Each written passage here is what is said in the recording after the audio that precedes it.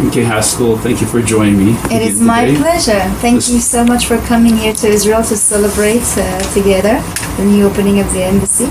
Well, thank you. And along with that, I have some questions to ask you.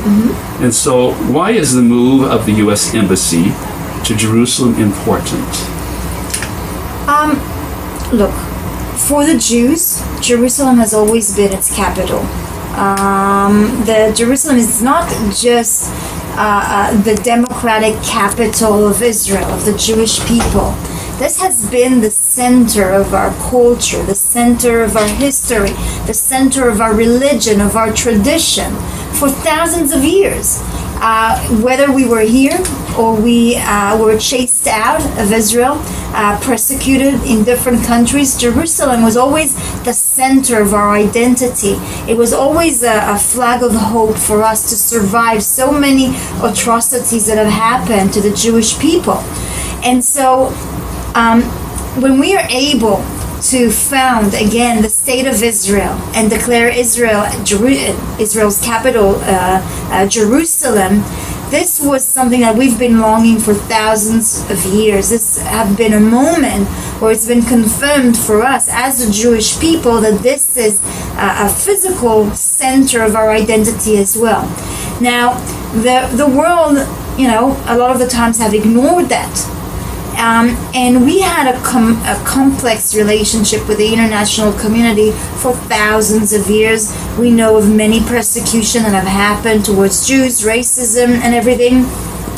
I think the recognition of the United States to have Jerusalem as the capital of Israel, moving the embassy, the center of the diplomatic activity here to the city of Jerusalem, finally gives us the feeling, and we're really grateful for it, but it's really the feeling that someone from the international community recognized the fact that Jerusalem is inseparable from the Jewish identity, from Israel's identity, from Israelis' identity.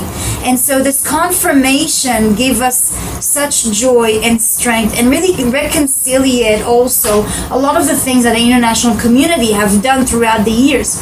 And that's why every country that is following up now, the United States of America, is such a blessing for us to have more and more countries recognizing that fact. Okay, and along with this, what does the move of the U.S. Embassy signify? What it signify? Exactly that. I mean, the fact that they recognize that the America is recognizing one of the most powerful countries, one of the leaders of the free world, recognizing Jerusalem as part of the Jewish identity. Give a great confirmation and comfort for us as well. Being through so many difficult period of time through history. Second World War trying to be eliminated, Spanish Inquisition, persecution in different countries. Time after time, Jews have been persecuted, trying to be eliminated. And now this is a recognition, yes, Jerusalem is part of the Jewish history. Jerusalem is part of every Jewish identity. When we recognize Jerusalem in our weddings, bar mitzvahs, 3 times a day when we pray, it's part of our religion. It's one of the most sacred it is the most sacred place for our religion. It's part of our traditions.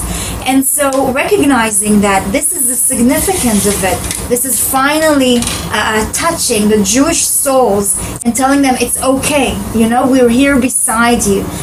We're backing you up. Okay. And what is special about the U.S. and Israeli nation's relationship? What is so special? I think we can see that. I think that, first of all, it's the mutual values that the United States share with Israel. The United States is the biggest defender of liberties, of freedom. It brings hope to so many countries by defending those values. And here in Israel, Israel is this flag of hope in our region, where you just need to step outside of our border to any countries around the Middle East. understanding that those liberties are jeopardized every single day. Minorities are persecuted. Christians are the most persecuted minorities in the Middle East. And so having Israel as this flag of hope, this flag of freedom, of liberties, is something that we share with the United States as well. I think this bond has created such a special friendship between the two countries as well. And we can see that really flourishing and coming to new records heights during this terms of President Trump as well. Okay. And did you ever think that Mr. the move... Harper, sorry, one step, that's okay. Did you ever think that this move of the embassy would come? Well, I think you can see here I've got Trump's Time magazine before he was elected as well. And I had great hopes for this presidency. I was happy when he was elected. I believe he's a man of his word, and he proved I was right, and most of the people who elected him were right in their choices as well. Throughout these entire years, also through his campaign, the media have broadcasted and told people that what he's saying is absolutely wrong. He cannot do anything that he says he's going to do. He cannot declare Jerusalem as the capital of Israel. He cannot move the embassy of the United States to Jerusalem.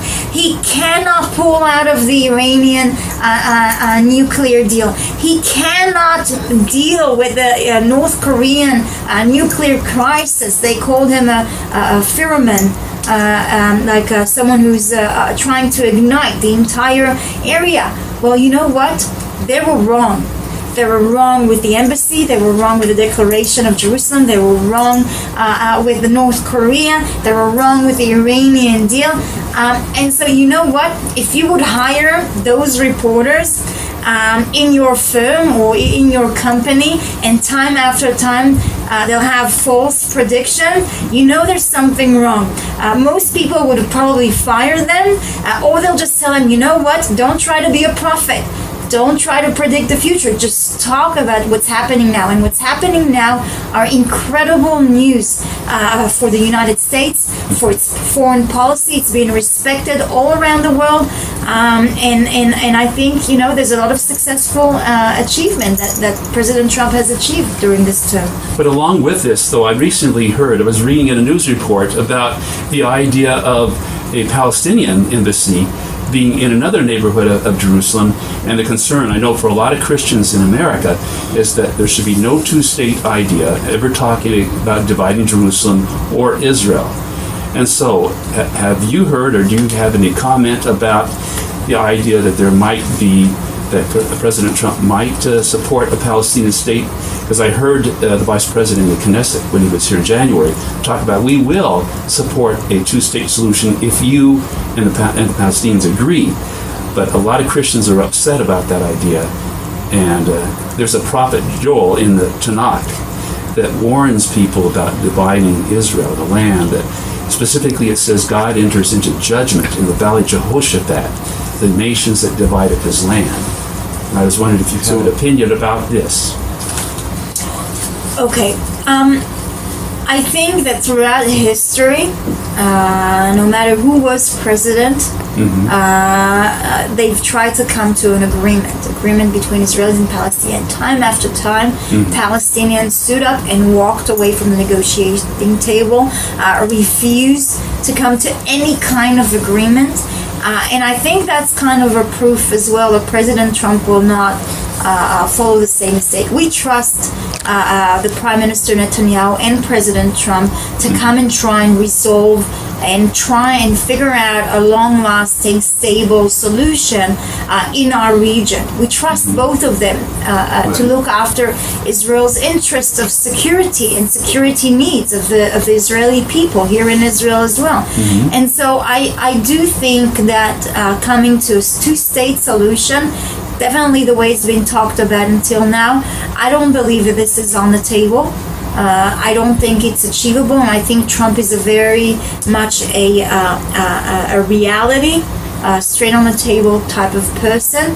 And when he understands this cannot happen in our reality, they'll go through a different kind of position or a different kind of solution. Yes. Well, a lot of people don't trust the media in general. And so this news report to be fake news that President Trump would talk about, expelling Jews from certain neighborhoods and make room for a Palestinian embassy, which a lot of Christians are hoping that is not true. Yeah, I think that if that was his plan, we would have heard it a long time ago. Okay. I don't believe this is his intention. I would be careful with what we're getting from media and the news channels these days. Okay. So how do you think this move of the embassy came so quickly? Well, I think that the President of the United States have a great team surrounding him, giving him good counsel and good advice. As you know, most president probably would have taken years and years until it would have happened.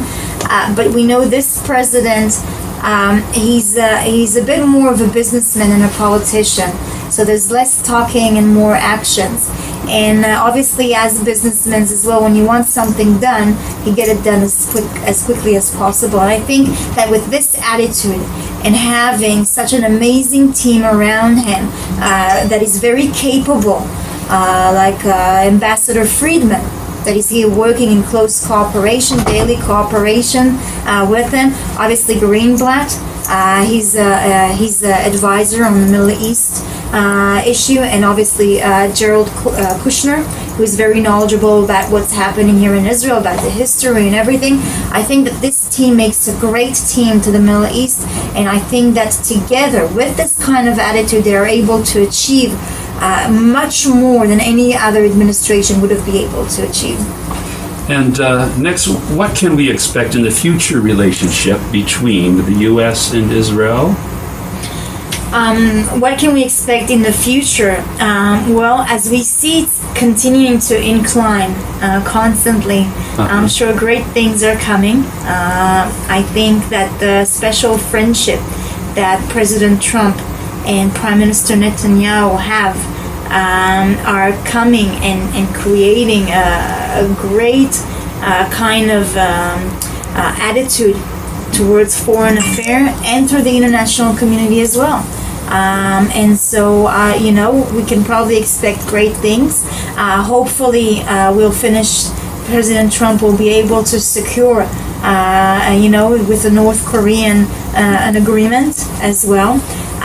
Hopefully, as well, pulling out of the Iran agreement will lift back the sanctions on Iran, and they will understand that they have no other choice but to completely neglect and give up their nuclear program and start concentrating on more constructive things. That would be good. And then finally, what one thing would you like to tell the people of Israel or the U.S.? Well, I would like to tell the Christian community in the United States that the Jewish people here in Israel are really grateful for all of their support, love, and prayer to Israel and to Israelis.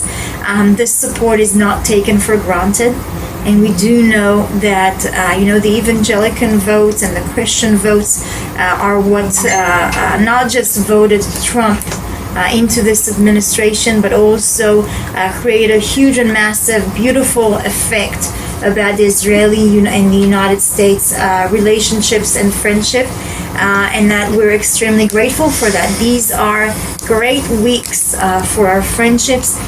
We see this getting stronger and stronger, this strong bond that we've had for many, many years, and we're continuing to grow. And so, please send a big thank you to all the Christian community. Thank you, MK Haskel. It is a pleasure. For joining me. Thank you very much. Blessed with the MK Sharen Haskel today.